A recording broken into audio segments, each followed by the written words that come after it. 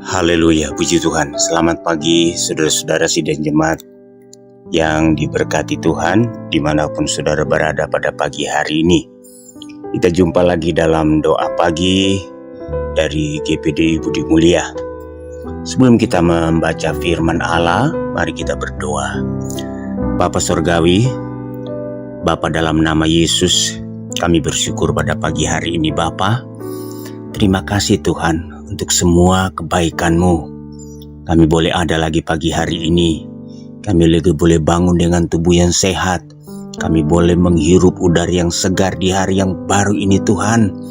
Terima kasih, ini semua bukan karena kuat dan gagah kami, tetapi ini semua karena kemurahan Tuhan saja. Bapa, sebelum kami melangkah di hari yang baru ini Tuhan, kami mau rindu dengar firman. Kami rindu dengar suara-Mu. Biar firman Allah pagi hari ini Tuhan boleh menjadi kekuatan dan penuntun kami di sepanjang hari ini. Berfirmanlah Engkau Tuhan dalam nama Yesus. Haleluya. Amin. Puji Tuhan. Saya percaya semua kita dalam keadaan tubuh yang sehat dan semua diberkati Tuhan.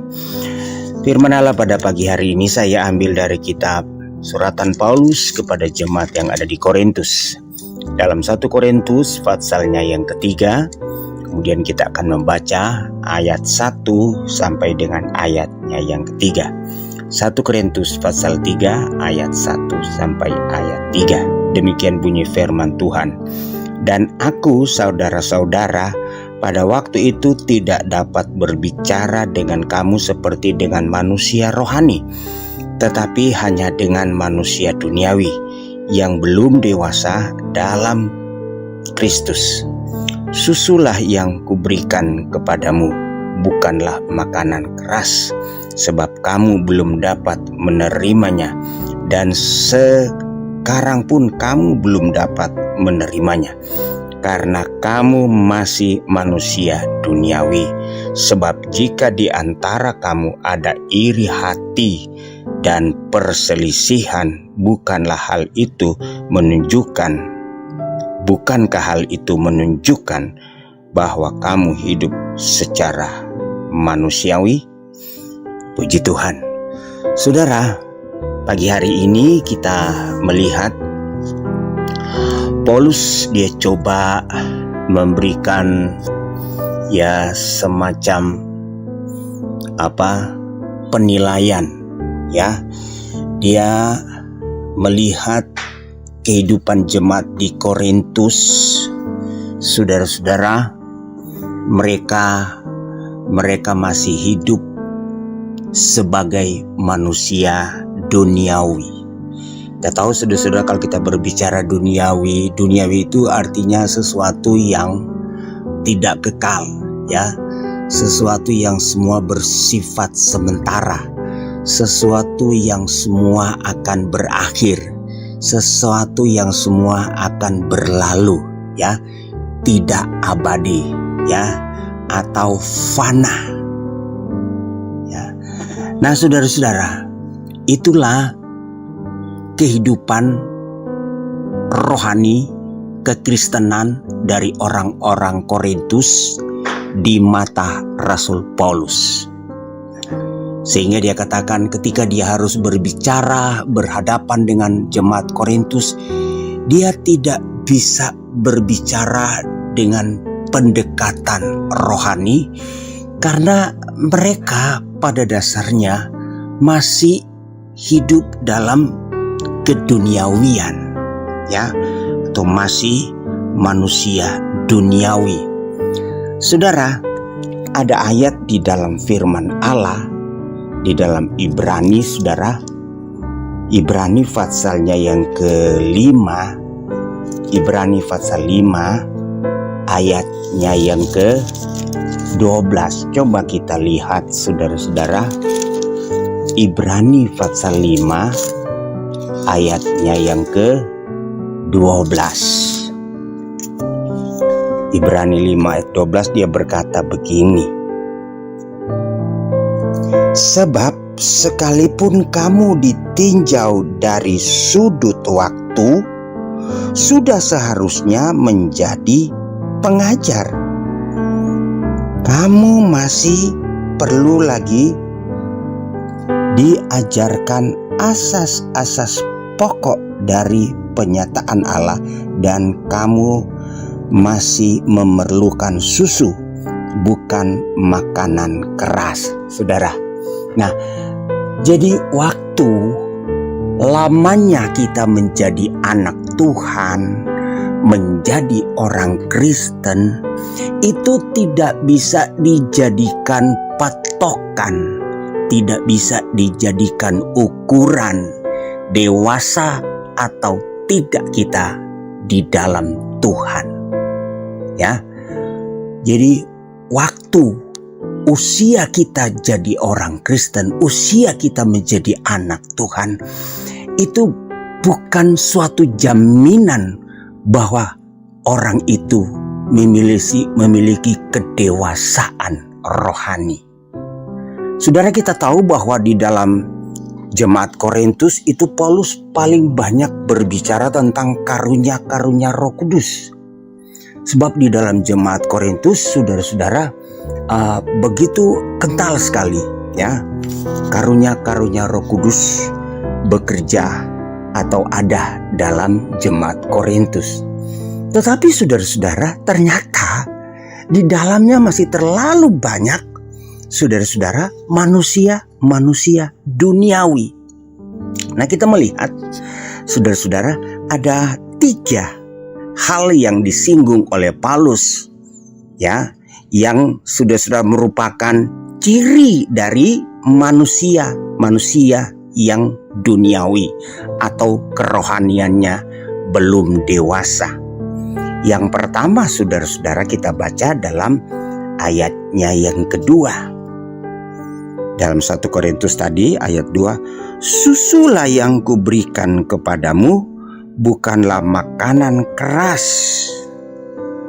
Susulah yang kuberikan kepadamu bukanlah makanan keras. Hampir sama dengan dalam Ibrani pasal 5 ayat 12 tadi, di mana mereka belum bisa menerima makanan keras, tapi susulah. Jadi masih diajarkan, siapakah Yesus itu? Yesus itu adalah anak Allah.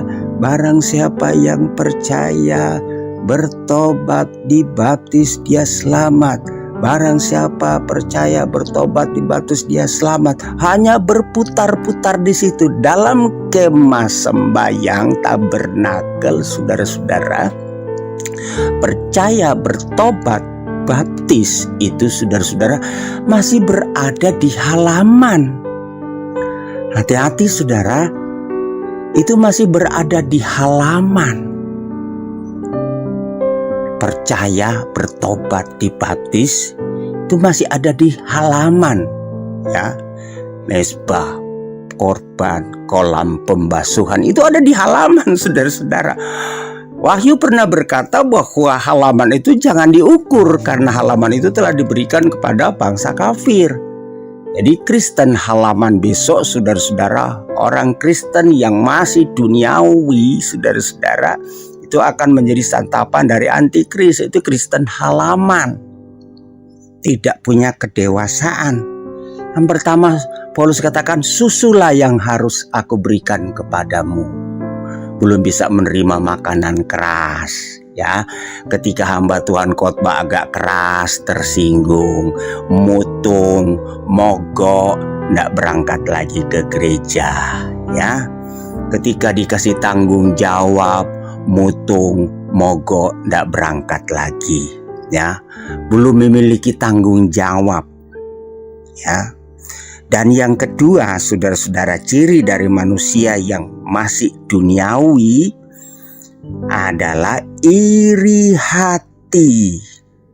Ya, iri hati dalam ayat 3 dari 1 Korintus 3 tadi. Karena kamu masih manusia duniawi, sebab jika di antara kamu ada iri hati, haleluya, iri hati, Saudara, ada banyak orang Kristen menyepelekan seolah-olah iri hati itu biasa, iri hati itu lumrah, iri hati itu manusiawi. Namanya manusiawi, masih ada iri hati. Hati-hati saudara, iri hati itu berbahaya. Ya, berbahaya iri hati itu. Saudara tahu, Kain dia membunuh Habel karena apa? Iri hati. Ya, Kain membunuh adiknya Habel karena apa? Iri hati, awalnya iri hati. Saul ingin membunuh Daud karena apa? Iri hati. Ya.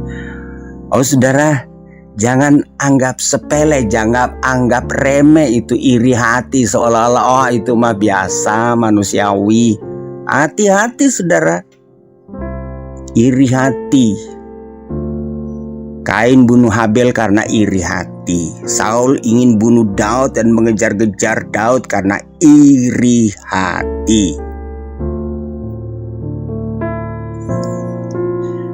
Haleluya. Biar kita mau dewasa. Kita sudah masuk tahun 2023, biar kita mau dewasa. Jangan kita kanak-kanak terus. Coba saudara sebagai seorang tua yang punya anak, saudara-saudara ya. Sudah 15 tahun, sudah 16 tahun, 20 tahun tapi masih mainan-mainan anak kecil, anak balita. Sedih nggak saudara? Saudara punya anak sudah umur 15 tahun, 12 tahun masih di TK, kira-kira bagaimana perasaannya? Ya, karena mereka belum bisa menerima. Mari kita mau berusaha agar supaya di tahun 2023 ini kita mau lebih dewasa lagi. Dewasa dalam berpikir, dewasa dalam bertindak, dewasa dalam melayani, dewasa dalam merespon setiap firman Allah. Iri hati. Dan yang ketiga, ya, Paulus lihat yang ketiga masih dalam ayat 3, yaitu perselisihan. Perselisihan, hal-hal yang tidak pantas dijadikan perselisihan, hal-hal yang sepele, saudara-saudara ya. Manusia duniawi, sifat manusia dunia itu satu, yaitu iri hati. Kemudian suka berselisih, ya, perselisihan itu harus kita hindari, saudara. Kita harus menjadi dewasa. Kita harus menjadi dewasa, saudara. Pada awalnya kita diciptakan sebagai manusia rohani, manusia roh, kemudian yang memiliki tubuh dan memiliki jiwa. Tapi iblis datang merusak manusia rohani kita. Dalam Kejadian pasal 1 ayat 26-27, Allah menciptakan kita menurut rupa dan gambar Allah.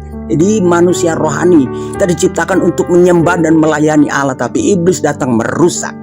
Tapi Yesus datang ke dalam dunia ini untuk mengembalikan hidup itu, yaitu hidup Allahi dalam diri kita, memulihkan manusia ini sehingga kita menjadi manusia yang rohani, yaitu manusia yang menyembah Allah, manusia yang melayani Allah. Mari saudara-saudara, kita mau lebih lagi di tahun 2023 ini. Kita mau jadi dewasa dalam Tuhan, dewasa dalam berpikir, dewasa dalam bertindak, dewasa dalam melayani. Haleluya. Tuhan Yesus memberkati kita semua pagi hari ini. Kita berdoa. Bapa di sorga, terima kasih Bapa. Kami sudah dengar firman-Mu. Ajar kami Tuhan, dan Roh Kudus mampukan kami. Roh Kudus tolong kami agar supaya kami mau bertumbuh menjadi anak-anak Tuhan yang dewasa, yang rohani.